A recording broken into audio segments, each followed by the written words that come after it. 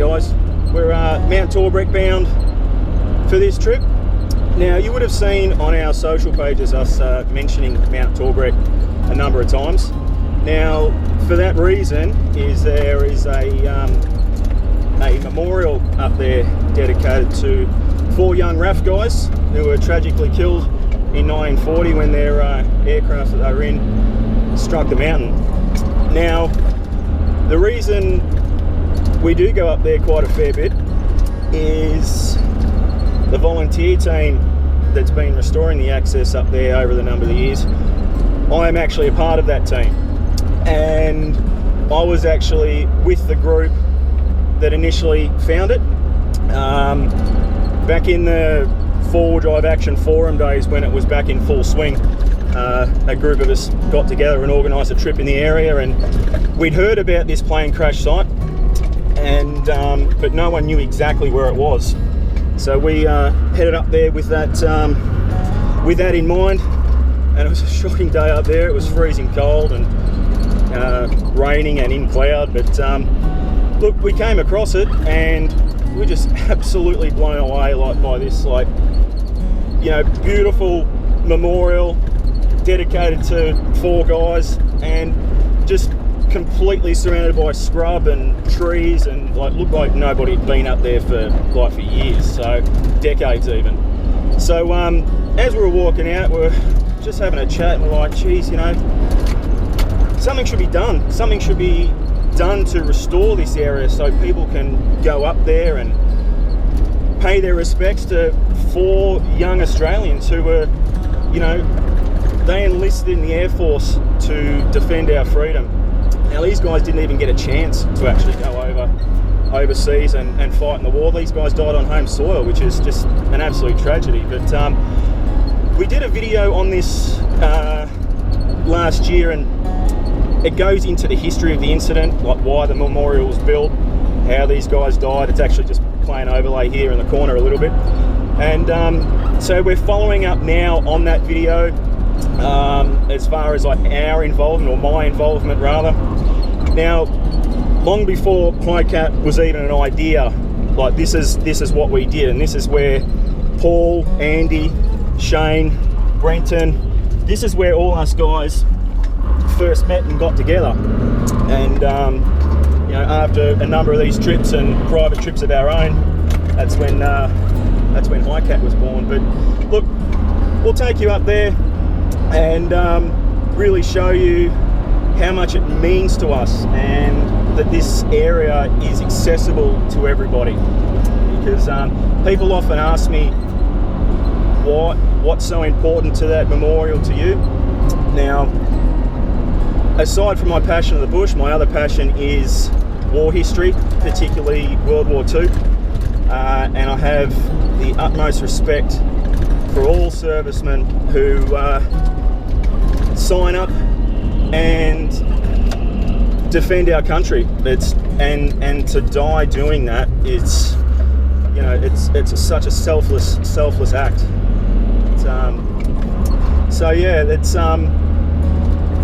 Because of that, I've researched this incident. I've read so many stories about it. I've read the official RAAF court documents on it.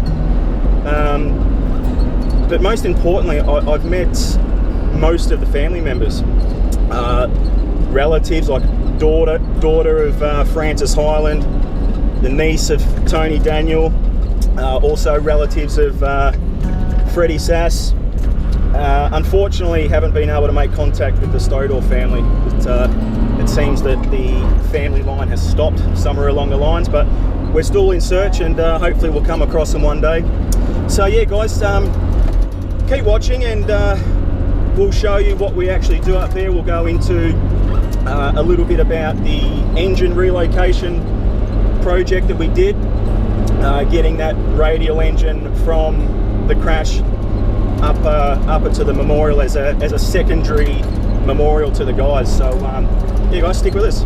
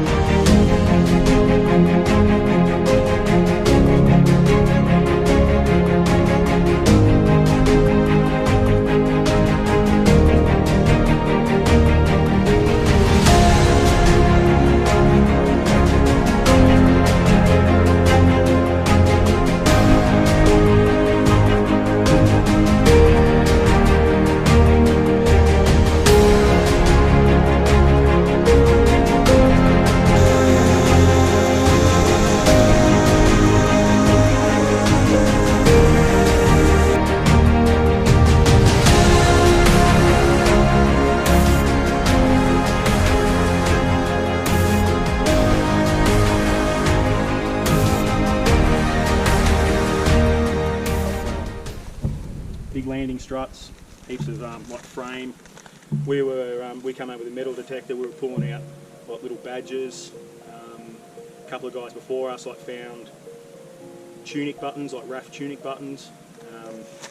Like the debris field, like the plane made out of aluminium and timber, hitting this wood, it's just gone and absolutely obliterated. But as I was saying, that engine that's there, it's probably about 300 metres down there in the gully. We had a big winching operation down the bottom with about 4 vehicles, probably about 300 metres worth of chains, straps, ropes, pulley blocks. Built a sled for the motor because we wanted to protect it, and bit by bit we pulled it sideways along the spur of the mountain. There was a big tree down that we couldn't clear, so as they were winching, we had two guys on the sled yakking over the radio. When they were pulling it, we leant back on it, like got the sled right up and launched it over the top of the tree and got it down, and no problem. Then we ran out of straps probably about 50 metres down here. We concealed it with bark, fernery, everything, left it, come back about 3 months later and finished the job off with a bobcat, and honked it up in the bucket, stuck it there. Next trip we knocked up that frame. The mount that it's on is actually off an Airspeed Oxford, which is fundamentally the same as an Anson. It was a trainer-based aircraft, but the engine mounting is a little bit shorter than an Anson one, because the Anson one's longer because the landing gear retracts into it. But anyway, the B-24 Liberator group in Werribee, they donated that mount that it's sitting on, and we custom made that frame and augured some holes in it. It's probably about 800 deep into the ground, and cemented in, and it's been standing there now for about 2.5 years, so I reckon it complements the site really well. Oh. And the one to the left there, that's a auxiliary fuel tank out of it.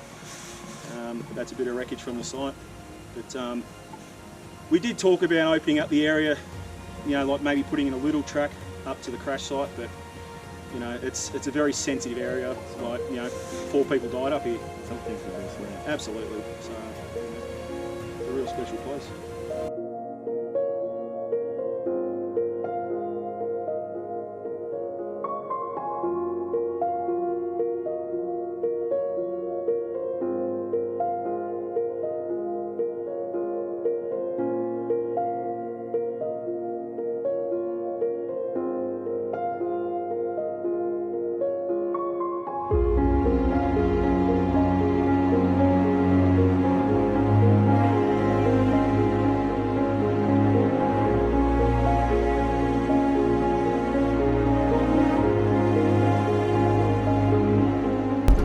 guys, that's our trip done up to Mount Torbreck. We hope you guys enjoyed it, and yeah, give you a bit of an insight into how important it is to us.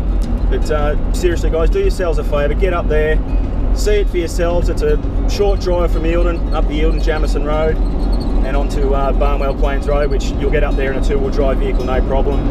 And yeah, pay your respects to 4 young blokes who sacrificed their lives so that we could live the lives we live today. So alright guys, thanks again for watching, and we'll see you on the next one.